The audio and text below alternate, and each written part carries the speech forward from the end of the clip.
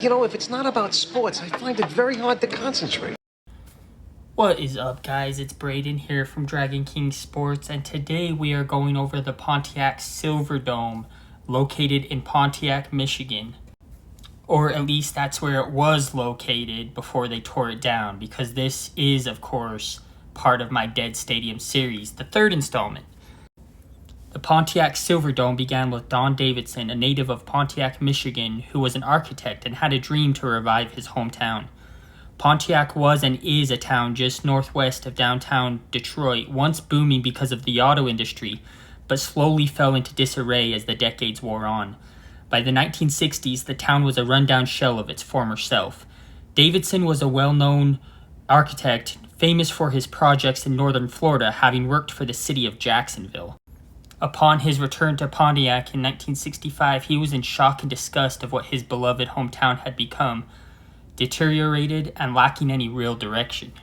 In 1965, Davidson was hired as a professor of architecture and urban planning at the University of Detroit. Davidson soon began meeting frequently with city and even state officials about coming up with a plan to restore the city to its former glory. He had once remarked that it looked as if someone had dropped a bomb on the city of Pontiac, and he intended to clean it up and make it better. His idea was to start with building a sports complex, and to that end, he met with William Clay Ford, who owned the Detroit Lions of the NFL, to discuss building a new stadium for the team in Pontiac, Michigan. Davidson wanted his students to help design it, as not only was he passionate about building and creating, but he was also passionate about educating others. Eventually, Pontiac was chosen as the site of the new stadium in which the Lions would play in. Davidson was put in charge, being named chief project designer, being hired to work with architectural firm Odell, Hewitt, and Lukenbach. Initially, designs included a dual-purpose stadium that would be used for both the Detroit Lions of the NFL and the Detroit Tigers of MLB. But due to mounting costs, that plan was discarded in favor of a more cheaper, cost-effective option, which would be a single-use stadium that would be built for the intended purpose of football. The stadium would seat 80,000, and construction began on September 19, 1973. 80,000 seats would officially make it the largest stadium in the NFL at the time of its release, and Pontiac residents were excited. The roof was designed to be inflated and held up by pressurized air. The roof was coated with Teflon. Viewing it from above from a plane or blimp, the Teflon, which was a reflective material, gave the roof a silver surface when the sun was shining directly on it, leading to its informal name, the Pontiac Silverdome. It's worth mentioning, though, that the roof was white when viewed from the ground. The official name was Pontiac Metropolitan Stadium, but would later be changed officially to the Pontiac Silverdome. The Pontiac Silverdome opened on August 23, 1975. The cost of construction was $55.7 million, and included within its walls was 102 luxury seats and 7,384 club seats.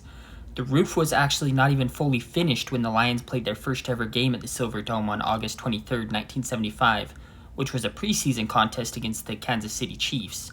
The stadium also had problems during that first game, with toilets not working, unfinished parking spaces, and traffic jams when entering and exiting the stadium lot. The Lions played their first regular season game at the Silverdome on October 6, 1975 against the Dallas Cowboys, which turned out to be a 36-10 loss aired live on ABC's Monday Night Football program. The roof partially collapsed in the summer of 1976, but workers were able to fix it with pressurized air once again.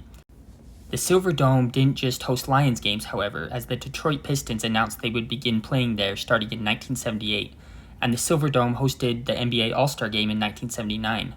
For the basketball configuration, large parts of the stadium had a tarp put over it because only 1/4 of the seating capacity was needed. A portable wooden court and grandstands were installed on the field, with an overhead jumbotron being suspended from the ceiling. The 1980s was successful for the Pistons, as that was the bad boys era, where guys like Dennis Rodman and Bill Laimbeer brutalized their opponents.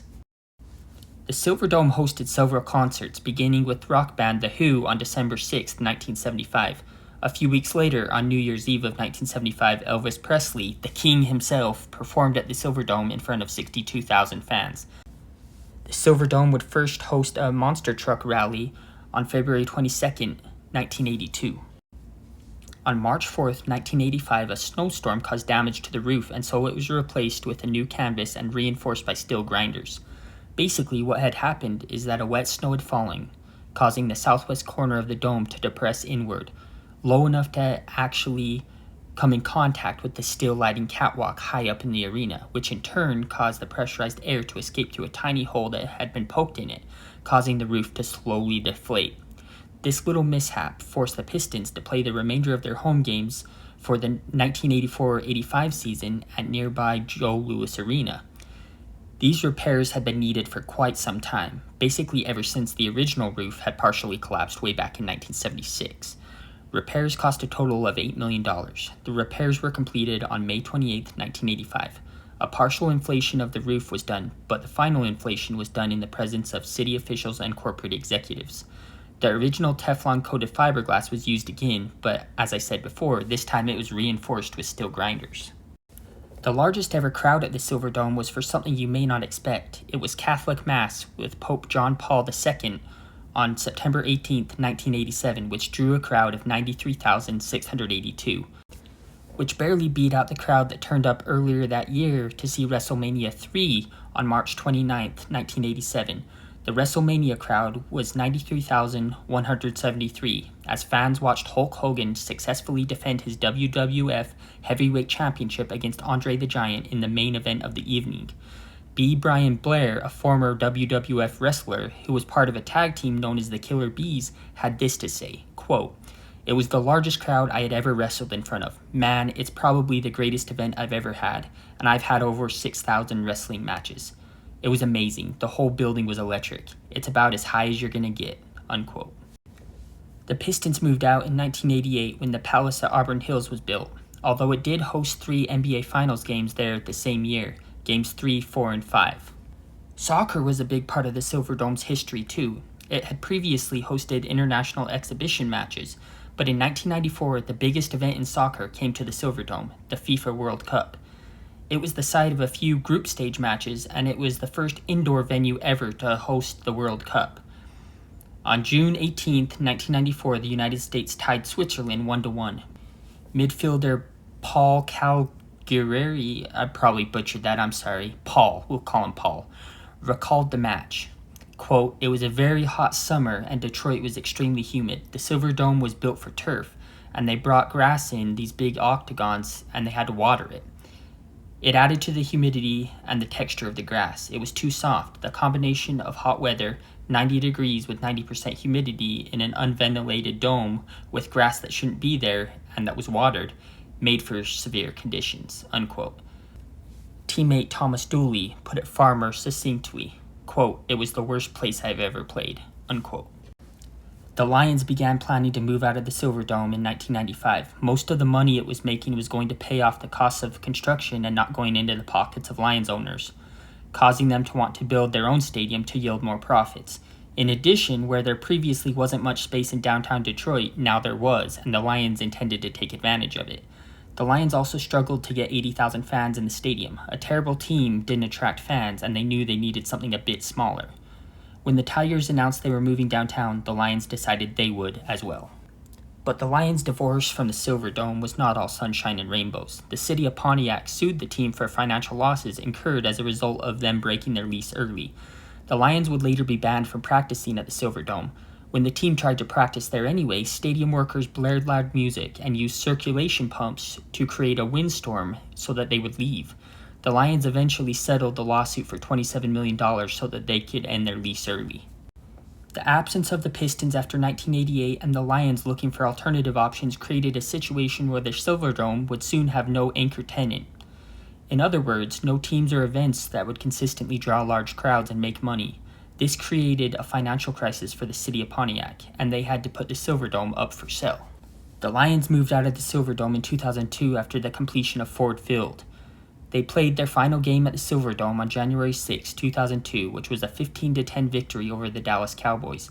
However, the Silverdome was used as a practice facility for the Pittsburgh Steelers prior to Super Bowl XL in 2006.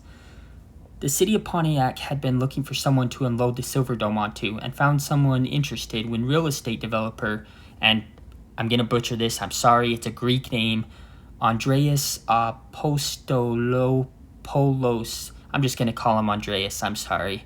These foreign names, man. Andre purchased the Silverdome for $583,000 in 2009, which was only 1% of its original cost. Andreas spent $6 million of his own funds to upgrade it.